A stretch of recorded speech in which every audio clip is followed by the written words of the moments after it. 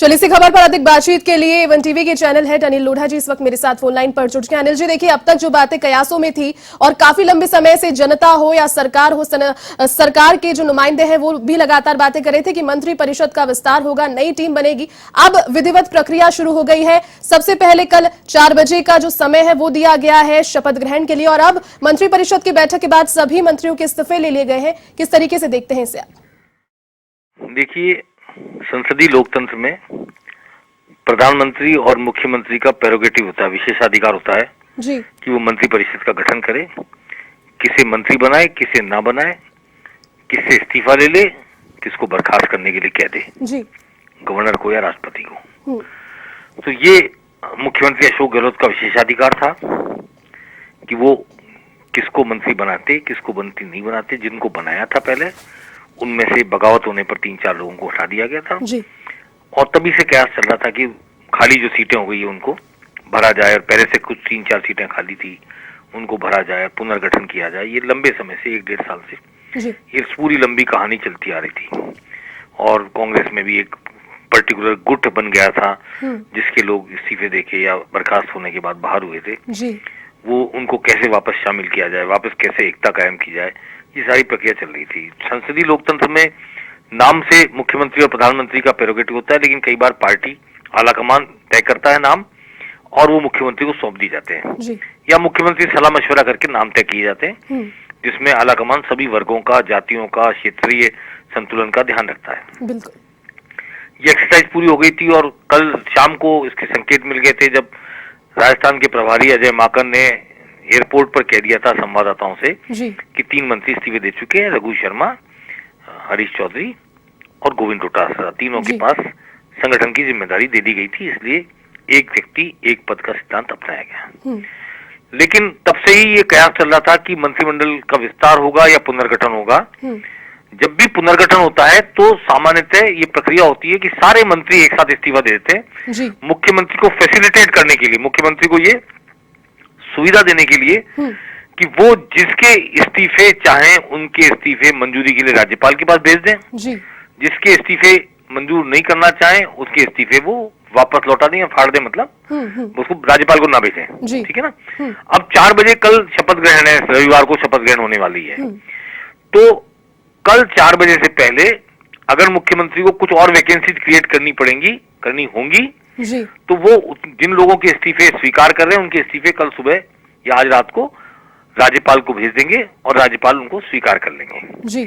उसके बाद जो टोटल वैकेंसी होगी, संविधान के हिसाब से राजस्थान में 30 मंत्री बनाए जा सकते हैं अधिकतम।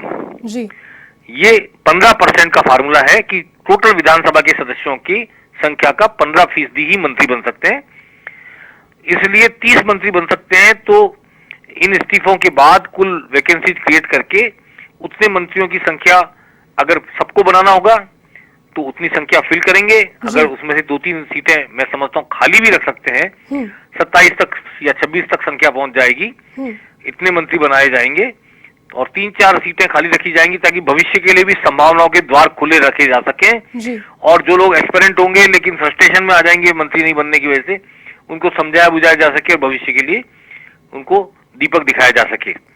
तो ये सारी प्रक्रिया होगी। इस्तीफे सब लोगों ने दे दिए, इसका मतलब ये नहीं कि मंत्रिमंडल भंग हो गया, मंत्रिमंडल अपनी जगह कायम है।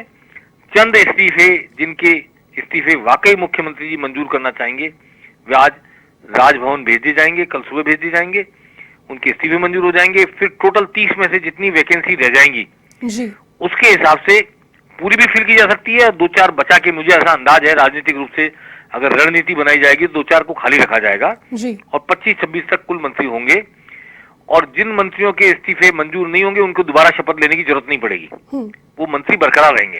यानी मंत्रिमंडल भंग नहीं हो रहा, चीफ मिनिस्टर ने इस्तीफा नहीं दिया है, इसलिए मंत्रिमंडल कायम है। सभी मंत्री उस वक्त तक कायम है जब तक कि राज्यपाल उनमें से कुछ के इस्तीफे मंजूर करके और उन्हें हटा नहीं देते। शेष मंत्रियों को दोबारा शपथ लेने की जरूरत नहीं पड़ेगी, सिर्फ उन मंत्रियों को दोबारा शपथ लेने की जरूरत पड़ेगी जो राज्य मंत्री हैं और उन्हें स्वतंत्र प्रभार का राज्य मंत्री बनाया जाएगा या कैबिनेट मंत्री बनाया जाएगा पदोन्नत करके, उन्हें दोबारा शपथ लेनी पड़ेगी। जी अनिल जी, इसके अलावा जब या तो एक नई टीम बनेगी या फिर जिस तरीके से आपने बताया कि पुनर्गठन भी अगर होता है, एक नई टीम और एक नए आयाम के साथ में जब आगे सभी बढ़ेंगे, मैनिफेस्टो से करने के लिए, चूंकि आने वाले चुनावों को देखते हुए भी अब रणनीतियां बनना शुरू हो जाएगा प्रदेश में भी, उसे मैनिफेस्ट करने के लिए फिलहाल अगर नई बातें रहेगी तो नई समीकरण कौन से रहेंगे जो कि मुख्य तौर पर साधने की आवश्यकता रहेगी? देखिए, रघु शर्मा, हरीश चौधरी और गोविंद डोटासरा के जाने से जातीय समीकरण के हिसाब से ब्राह्मण और 2 जाट जी, फिर एक बाड़मेर जैसलमेर साइड से और जाट, दूसरा हमारे शेखावाटी से और तीसरा अजमेर जिले से और ब्राह्मण। जी, अगर जातीय समीकरण और भौगोलिक समीकरण देखा जाए तो ये मुझे लगता है कि महेश जोशी को, जो मुख्य सचेतक हैं, कैबिनेट मंत्री का दर्जा प्राप्त है उन्हें शायद मंत्री परिषद में लिया जा सकता है। वो अशोक गहलोत के, मुख्यमंत्री जी के सबसे विश्वस्त व्यक्ति हैं इस वक्त। जी, जी, एक वैकेंसी राजकुमार शर्मा से भी फिल की जा सकती है, जो पहले चिकित्सा राज्य मंत्री रह चुके हैं, और उन्हें चिकित्सा मंत्री बनाया जा सकता है एलिवेट करके कैबिनेट में। लेकिन महेश जोशी और राजकुमार शर्मा दोनों बन जाएं, इसमें थोड़ा पेच है जी, इसलिए भी पेच है कि ब्रजेंद्र ओला, जो पहले कैबिनेट मंत्री रह चुके हैं, शीशराम ओला दिग्गज थे कांग्रेस के, उनके बेटे हैं, उनको वापस कैबिनेट मंत्री बनाए जाने की चर्चा है। ऐसे में नवलगढ़ से और उसकी बगल की सीट से दोनों में से एक ही व्यक्ति बन सकता है। तो ये पेच अड़ा हुआ है राजकुमार शर्मा के सामने, ब्रजेंद्र ओला का, और महेश जोशी और राजकुमार शर्मा दोनों ब्राह्मण नेता हैं, इनमें से कोई एक बने, ये पेच भी अड़ा हुआ है राजकुमार शर्मा के सामने। जी, तो राजकुमार शर्मा 2 अलग अलग मोर्चों पे उनको अपनी कन्विंसिंग करनी पड़ेगी, या उनके बारे में सोचा जाएगा तो दोनों मोर्चों पर भी उसके बावजूद उनको लिया जाए। राजकुमार शर्मा बहुत करीबी हैं मुख्यमंत्री जी के, और उनको शायद इस बात का आश्वासन भी कई महीने पहले से है, और चिकित्सा राज्य मंत्री रह भी चुके हैं। हो सकता है राजकुमार शर्मा को चिकित्सा मंत्री बना जाए एलोवेट करके, अगर बनते हैं तो, और हो सकता है जनसंपर्क मंत्रालय उन्हें या महेश जोशी में से किसी को सौंप दिया जाए। बिल्कुल अनिल जी, इसके अलावा अजम्पशंस और भी कई नामों के सामने आ रहे हैं, जिसमें शकुंतला रावत, जाहिदा, मंजू मेघवाल और महेंद्रजीत मालवीय के नाम भी सामने आ रहे हैं। इन कयासों में फिलहाल आपको कितनी मजबूती नजर आ रही है? ये जो भी नाम सामने आ रहे हैं, हेमाराम चौधरी हो गए, दीपेंद्र सिंह हो गए, रमेश मीणा हो गए। देखिए, दीपेंद्र सिंह शेखावत, रमेश मीणा, ये तो वो लोग हैं जिनको की सचिन पायलट की साइड से जिनके नाम प्रपोज किए गए, पहले भी मंत्री रह चुके हैं जी, और दीपेंद्र सिंह शेखावत विधानसभा अध्यक्ष भी रह चुके हैं, कैबिनेट मंत्री होने के दावेदार हैं जी, और ऐसे बहुत संजीदा व्यक्ति हैं।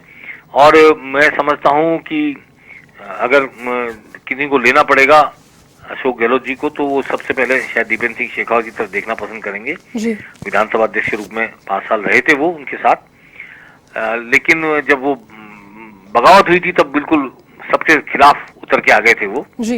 लेकिन अब वो बातें सब दरकिनार हो चुकी है, उन बातों को तो भूलना ही बेहतर होगा इन सबके लिए। अगर 2 साल बाद विधानसभा चुनाव होने जा रहे हैं, उसकी भूमिका बनाई जा रही है, उसकी प्रस्तावना लिखी जा रही है, तो इन सब बातों को भूलकर ही मंत्री बनाए जाएंगे। जहां तक शकुंतला रावत का और जाहिदा का और मंजू मेघवाल का आपने जिक्र किया, नामों में मैं नहीं जाना चाहता कि ममता भूपेश बनी रहेंगी नहीं रहेंगी, टीकाराम जूली बने रहेंगे नहीं बने रहेंगे, लेकिन अगर टीकाराम जूली जाते हैं तो अलवर में वैकेंसी क्रिएट हो रही है, ऐसी बहुत सारी बातें हैं। तो मैं आपसे ये जरूर कह सकता हूं कि अब तक केवल 1 महिला मंत्री है, कम से कम 3 महिला मंत्री गहलोत के मंत्रिमंडल में होंगी जी। 3 से ज्यादा भी हो सकती हैं, क्योंकि जो 40% वोट सीटें देने का, टिकट देने का वादा किया है प्रियंका गांधी ने उत्तर प्रदेश में, उससे उनकी भावना समझ में आती है कि वो महिलाओं का ज्यादा पार्टिसिपेशन चाहती है, पार्टी में भी सत्ता में भी जी। इसलिए मुझे लगता है कि 2-3 तो महिला मंत्री बनेंगी ही बनेंगी, ऐसा लगता है जी। जहां तक महेंद्रजीत सिंह मालवीय का सवाल है, और वो दावेदार हैं पक्के, इसमें कोई दो राय नहीं, और कैबिनेट मंत्री पहले रह चुके हैं, पंचायत राज मंत्री रह चुके हैं। हाँ, मुझे लगता है कि उदयलाल आंजना पर भी, टीकाराम जूली पर भी, इन पर संकट के बादल मंडरा रहे हैं जी। और अभी कह नहीं सकते कि ये बने रहेंगे या नहीं रहेंगे। रघु शर्मा और हरीश चौधरी और डोटासरा का तो बिल्कुल क्लियर हो चुका है, तो इसलिए हो सकता है कि सुखराम बिश्नोई की जगह भी किसी और को लिया जाए, ये संभावना लगती है। जी बिल्कुल अनिल जी, इस संबंध में एक और अंतिम सवाल रहेगा। जिस तरीके से सभी नामों के बारे में आपने अपने विचार जो है सभी दे रहे हैं, आपने भी इसका विश्लेषण दिया है। आपका विश्लेषण प्रताप सिंह खाचरियावास के स्टैंड पर फिलहाल क्या कहता है, क्योंकि स्वतंत्र प्रभार क्या आने वाले समय में उन्हें दिया जा सकता है? कयास ये भी है कि एक नाम उनका भी है जो कि हटाया जा रहा है इस बार टीम से। नहीं, स्वतंत्र प्रभार क्या, वो तो कैबिनेट मंत्री हैं, कैबिनेट मंत्री का स्वतंत्र प्रभार ही होता है जी। उनको हटाया जा रहा है, ये कोई भी किसी एक राज्य की कोई जिम्मेदारी उन्हें दी जा सकती है, जैसे कि रघु शर्मा और हरीश चौधरी और गोविंद सिंह डोटासरा को चुनावों को देखते हुए जिम्मेदारी है, किसी एक राज्य का उन्हें एक तरीके से रिप्रेजेंटेटिव बनाया जा सकता है कि राजस्थान की ओर से? मुझे तभी नहीं लगता इस स्टेज पर, ही इज टू जूनियर, लेकिन अब कैबिनेट मंत्री हैं तो हो सकता है कि परिपक्व हो गए हो इतने की गोवा की कमान संभाल लें या कहीं और की कमान संभाल लें। जी मुझे अभी उनके बारे में, उनकी राजनीतिक परिपक्वता के बारे में पूरा यकीन नहीं है, क्योंकि मैंने बहुत नजदीक से उनकी कार्यप्रणाली को देखा भी नहीं है। और वो कैबिनेट मिनिस्टर हाँ बोलते बहुत हैं, और व्याख्यान देने में, ब्रीफिंग करने में, मीडिया पे छाने में उनकी हेडमास्टरी, इसमें कोई बात नहीं है जी। और अगर उनको कोई काम दिया जाएगा तो बखूबी वो पार्टी का काम निभा पाएंगे, इसमें भी मुझे कोई शक नहीं है। और बहुत ही उनमें ऊर्जा है, और पार्टी को कहीं अगर चुनौतीपूर्ण कहीं मुकाबला देखना है तो पार्टी उनको संगठन में काम में ले सकती है, लेकिन अभी श्योरिटी नहीं है कि वो हटाए ही जा रहे हैं। हाँ, कयास है, सिर्फ ये कयास ही है ये जी। और मेरे को महेंद्र चौधरी भी मंत्री बनते दिख रहे हैं। महेंद्र चौधरी इसलिए मंत्री बनते दिख रहे हैं कि एक तो डोटासरा की जगह खाली हो रही है, हाँ जी, और महेंद्र चौधरी नावा से आते हैं तो वो नागौर और डोटासरा की कॉन्स्टिट्यूंसी लगे हुए हैं एक दूसरे से। दूसरा, हनुमान बेनीवाल को काउंटर करने के लिए, क्योंकि महेंद्र चौधरी राजस्थान यूनिवर्सिटी छात्र संघ के अध्यक्ष रहे, हनुमान बेनीवाल भी राजस्थान यूनिवर्सिटी छात्र संघ के अध्यक्ष रहे जी। हनुमान बेनीवाल की गिनती एक एग्रेसिव जाट में होती है, और उनकी पार्टी रालोपा खतरा बन रही है अगले चुनाव में कांग्रेस के लिए जी। इसलिए जाट यूथ को अट्रैक्ट करने के लिए महेंद्र चौधरी को इस्तेमाल कर सकती है पार्टी और अशोक गहलोत, क्योंकि वो अभी उप मुख्य सचेतक है, उनके पास राज्य मंत्री का दर्जा है जी। तो दर्जा होना अलग बात है, कैबिनेट का हिस्सा होना है, मंत्री परिषद का हिस्सा होना अलग बात है। मुझे लगता है कि महेंद्र चौधरी को भी मंत्री परिषद में जगह मिल सकती है राज्य मंत्री के रूप में, और उनको हनुमान बेनीवाल को काउंटर करने के लिए नागौर की राजनीति में ही नहीं बल्कि पूरी जाट राजनीति में और जाट यूथ के बीच उनका वजूद बनाकर पार्टी उन्हें इस्तेमाल कर सकती है। इसी तरह ब्रजेंद्र ओला को भी जाट शेखावटी की जाट बेल्ट में इस्तेमाल करने की कोशिश की जा सकती है जी। बिल्कुल अनिल जी, कुछ ही घंटे शेष रह गए, उसके बाद सारी तस्वीर साफ हो ही जाएगी। फिलहाल आप साथ जुड़े और तमाम बातचीत आपने साझा की, इसके लिए बहुत धन्यवाद। मैं एक बात और कहना चाहता हूँ जी, एक नाम और छूट रहा है लोगों से बातचीत में, डॉक्टर जितेंद्र सिंह का। ये पहले चिकित्सा मंत्री रहे थे और मेडिकल डॉक्टर नहीं है, और गुर्जर समाज से आते हैं, और इन्होंने सचिन पायलट का साथ नहीं दिया था जी। इसलिए गुर्जर समाज में शकुंतला रावत और डॉक्टर जितेंद्र सिंह दो कंटेंडर हैं मंत्री बनने के। डॉक्टर जितेंद्र सिंह बहुत ही सॉफ्ट स्पोकन, बहुत ही वेल बिहेव्ड और मेडिकल साइंस से आने वाले डॉक्टर हैं जी। हो सकता है चिकित्सा मंत्री की जो वैकेंसी निकल रही है रघु शर्मा के इस्तीफे के बाद जी, उसको डॉक्टर जितेंद्र सिंह को, वो पहले भी स्वास्थ्य मंत्री रह चुके हैं, और मेडिकल हेल्थ की चुनौतियां बहुत बड़ी हैं इस वक्त राजस्थान के सामने, कोरोना की वजह से भी, डेंगू की वजह से भी।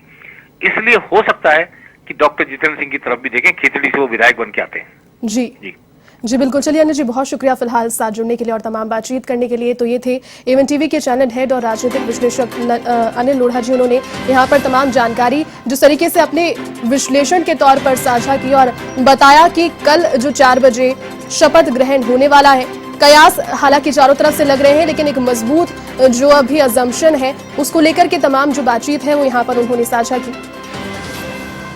और गहलोत मंत्रिपरिषद की बैठक में लिए गए इस्तीफे पर भी अपने अपने जो लोग व्यूज दे रहे हैं, उन्हें अब कहीं ना कहीं कुछ ही घंटों के इंतजार के बाद